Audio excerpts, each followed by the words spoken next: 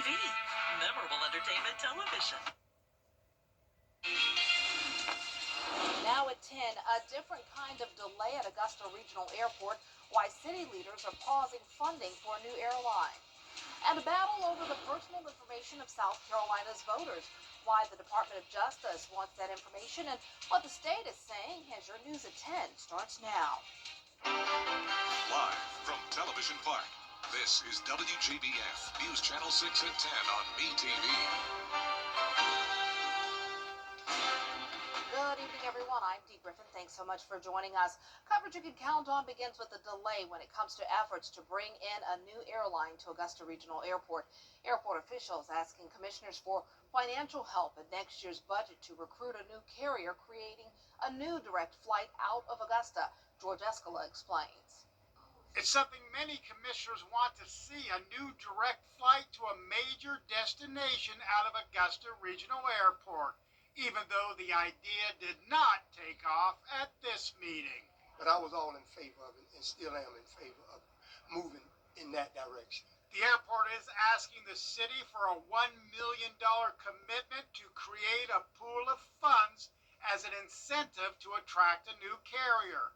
But the request comes at a time where the city is facing a $7 million budget shortfall next year because the city's Rescue Act funds have run out. I'm going to support, regardless, I'm going to support us, pushing and doing what we need to do to get another airline here. It's no secret. It's a horrible time right now because we're digging through the budget and we're trying to balance some things out. And while there is support for recruiting another air carrier, the city's budget situation is a cause of concern. Could you support $1 million for recruitment? Right now, today, I'm not sure I could. Commissioners say Augusta is not the only government getting the request, and the city money would not be needed if the new airline succeeds. That money, we'll hold on to that money in the event that the airline needs it. But if they meet the demands of the scheduled flights, then the money never be used. Airport officials were the ones who asked for the funding request to be taken off this meeting agenda, but city leaders are on standby for another ask. In Augusta, George Escala, WJBF News Channel 6. Parts of Broad Street will be closed for the rest of the week as road work is underway. Work crews are paving the section of Broad Street between 15th Street and St. Sebastian Way as part of the next phase of the streetscape project. Detours for this phase are available on Reynolds and Green Streets, but the city says work will continue in the area for several months. Nearby business owners are showing concerns about the impact of road work on workers and customers. It's a concern. But we'll figure a way around it. We'll work through it. But it will be challenging. It'll be challenging for all of our team members here at Kendrick. It'll be challenging for our customers and all of our vendors, tow trucks, parts deliveries. It will become a challenge. Construction on this section is expected to take a week to finish. Engineers will then work on the section between St. Sebastian and 13th Street starting September 8th. Traffic engineers were not available for comment. WJBF received confirmation John Ushery, the Assistant Director of Augusta's Department of Traffic Engineering, is resigning for a new job opportunity that will be closer to his family. And there is no word yet on who will replace Ushery in the position or when Ushery's last day on the job will be.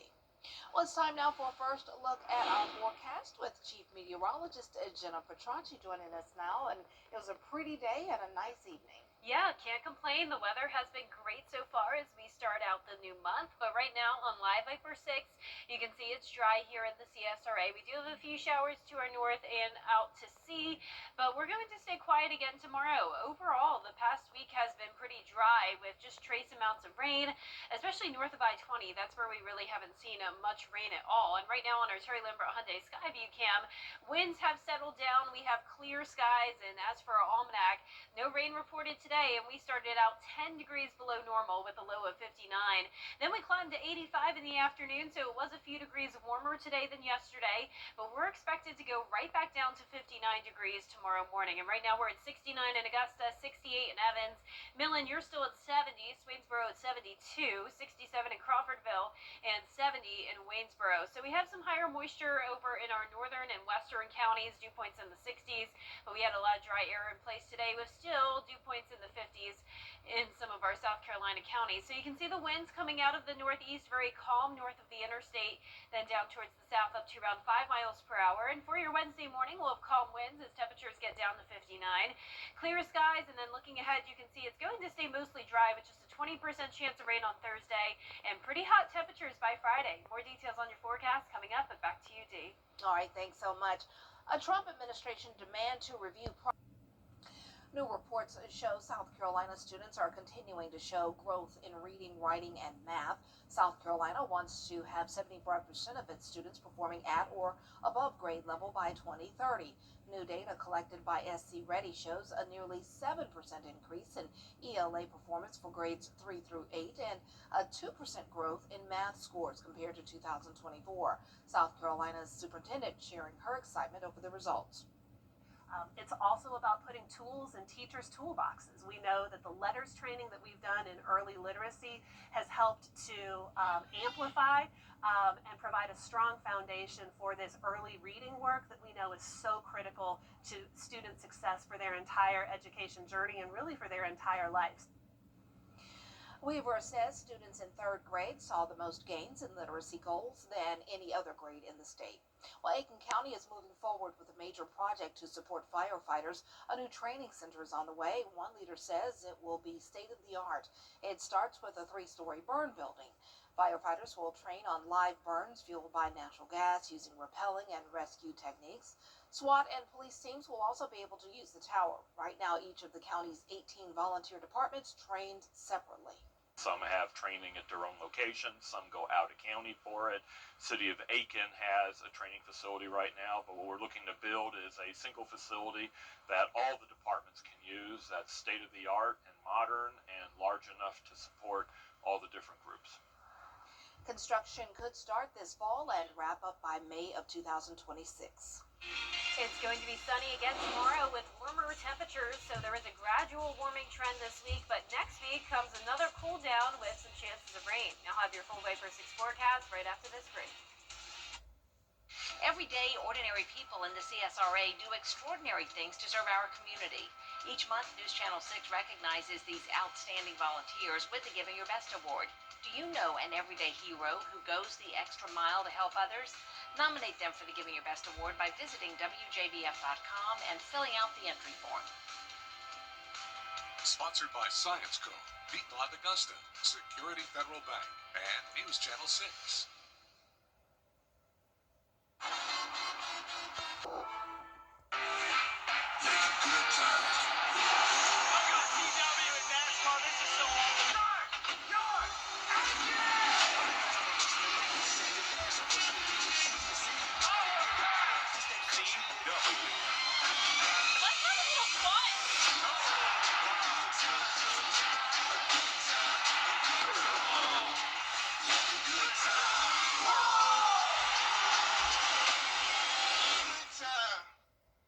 WJBF's Television Park Productions. Our mission is to provide local businesses with top quality video and digital content at an affordable price. With decades of experience, our award-winning creative team will guide you step by step through the creative process, resulting in a successful marketing message for your brand.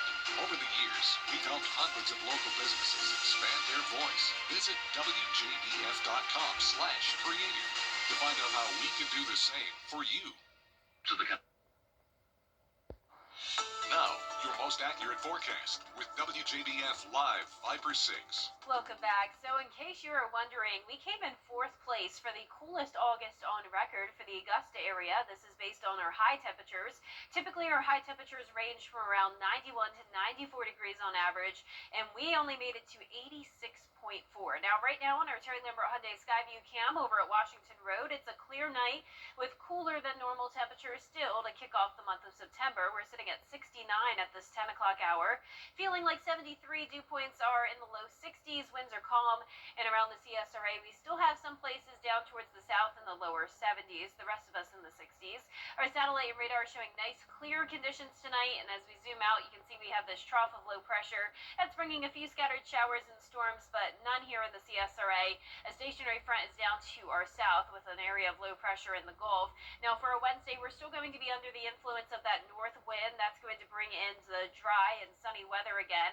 Upper 50s in the morning, just like how it was this morning, and then once we get into the afternoon, it will be a bit warmer again. So yesterday we got to 82, today we got to 85, climbing by 3 more degrees tomorrow. Here's a look at the forecast for Aiken's Macon downtown on Friday and Saturday. We're going to be hot, so just prepare for this. It's going to be noticeably hotter than it has been lately, on top of the fact that humidity will also be rising, and it means it's going to be a hot night for some football. This is our Game Night Live forecast as Barnwell heads down to Bamberg County. 90 still at kickoff, and then by the time the game is wrapping up, we'll be in the upper 70s. Here's a look at those game day forecasts for Saturday across the southeast. It doesn't matter where you are, Athens, Atlanta, Clemson, or Columbia, temperatures about the same at kickoff, low 90s, mostly sunny to partly cloudy skies, and minimal chances of rain, some places just up to around a 20% chance.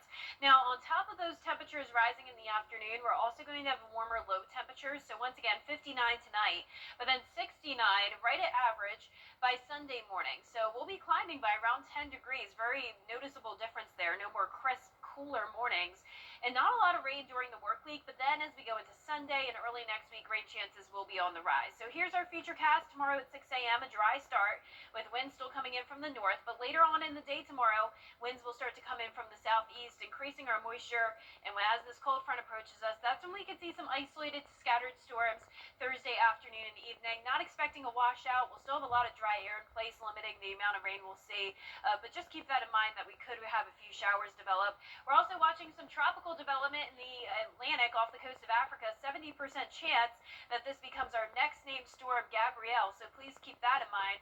Doesn't look like it'll impact the CSRA or the United States, but we'll keep you posted. That 10-day forecast is showing temperatures warming up this weekend, but then going back to the mid-80s next week with those chances of rain starting on Sunday. All right, but they'll cool us off then. Yeah, looking forward to it. Thanks a lot. Coming up, big changes are happening for the U.S. Space Command headquarters, why the White House has pushed to move locations when we return. Do you know what time it is? Coming up, a pitcher from Grovetown getting called up to the big leagues. Hear more about his story in sports. The death of a loved one. 3641-3305.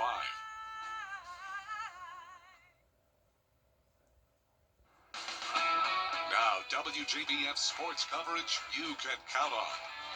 Well, welcome to the show, Hayden Harris. The Atlanta Braves called up Grovetown's very own to the big leagues today. Harris was just at Truist Park this past summer, pitching at the MLB Futures game for All-Star Week. He made his 6th inning appearance, striking out one batter to protect a 4-2 National League lead. Now, the lefty, a former Green Jacket, made his way up the ranks in the Braves minor league system this season, putting up eye-popping numbers in Double and Triple A. He had a 0.36 ERA in 39 appearances, with a combined 73 strikeouts in 48 innings. The Georgia Southern grad went undrafted. He turned to LinkedIn to get scouts to notice him. A full circle moment and dream come true for the Georgia kid. It's, amazing. Like I said, growing up, watching Braves baseball, as a little kid and then, through Grovetown, it's surreal being able to play in Atlanta and, just being able to enjoy playing in my home state. I think back to when I made the decision to really stop trying to do too much, enjoy my time, and I try to carry that, approach every day in professional baseball. Well, week 3 of Football Friday Night brings some key matchups, including Evans versus Lakeside. There are a whole lot of similarities between these two squads, both in the same 5A region, two teams with first-year head coaches in their respective programs, both also seeking their first win on the season. Now, not to mention, there's also a family connection tying these two schools together. Evans head coach Lee Huddle's wife's youngest brother turns out to be Lakeside head coach Brett Johnson. The two brothers-in-law will have the unique opportunity to square off on Friday night. I've known Brett since he was a little boy, about 3 or 4 years old, so been in the family for a long time. He worked for me at Westside. He was my defensive coordinator over there for a couple of years. So really think the world of Brett. He's doing an awesome job over there, and really looking forward to playing him. Brett played football. I played football. His dad, our other brothers and cousins and siblings. So, I mean, it's just a football family. So it's probably the only thing he and I can do well. Kickoff set for 7:30 p.m. at Lakeside High School. Well, it's now time to vote for our Football Friday Night Player of the Week. This week's nominees: Zaylin Hightower from South Aiken, Xavier Jeter from Midland Valley, Jaboya Smith out of Swainsboro, ARC's Carson Hand, Bryson Crawford out of Fox Creek. Now you can vote once per day. The poll closes at 11 p.m. Friday, and we will announce the winner on this week's show. Well, the Augusta Jaguars men's golf team will kick off their season this week at the Visit Knoxville Collegiate. This time around, the team brings experience with 7 golfers returning, plus 4 new players. Now, the team has a combined 130 college starts, are coming off 3 straight Southland Conference championships. We'll see how their performances will carry over into their new West Coast Conference. Dee, back to you.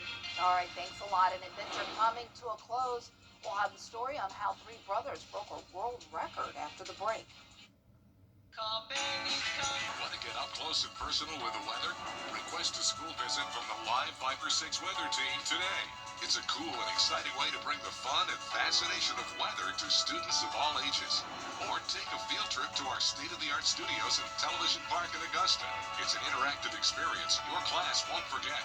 Request a Live Viper 6 school visit or studio tour by signing up today at WJBF.com/school visit.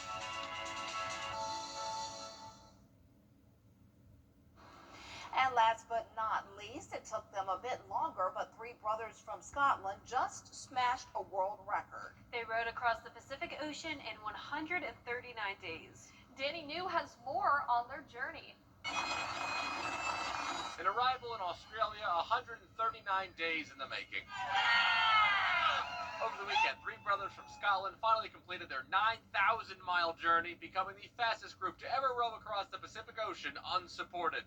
I think we're half expecting to just wake up suddenly and we'll be still out there in the middle of the ocean. I spoke with Ewan, Jamie, and Lachlan McLean about 36 hours later, still aboard the same vessel they used when they first rode out from Peru in April. Not surprisingly, the trip had many highs and lows. For starters, they got to enjoy countless sunsets together. I'm really inspired by the 3 of you. It also spoke virtually with actors like fellow Scott Ewan McGregor and Mark Wahlberg. Of course, though, there were tough moments, too. For example, just before I spoke with them on day 90 of their trip, just watch me on my feet. the youngest, Lachlan, was swept overboard by a storm with 20-foot waves. Thankfully, he was still attached, and the eldest, Ewan, was able to help him scramble back on board. If I hadn't been tethered to the boat, I would have been lost at sea, 100%. More storms then caused a detour for 6 weeks. In fact, the brothers told me they finished all of their dried meals the day before their arrival in Australia. Yeah, that's perfect. Thank you so much.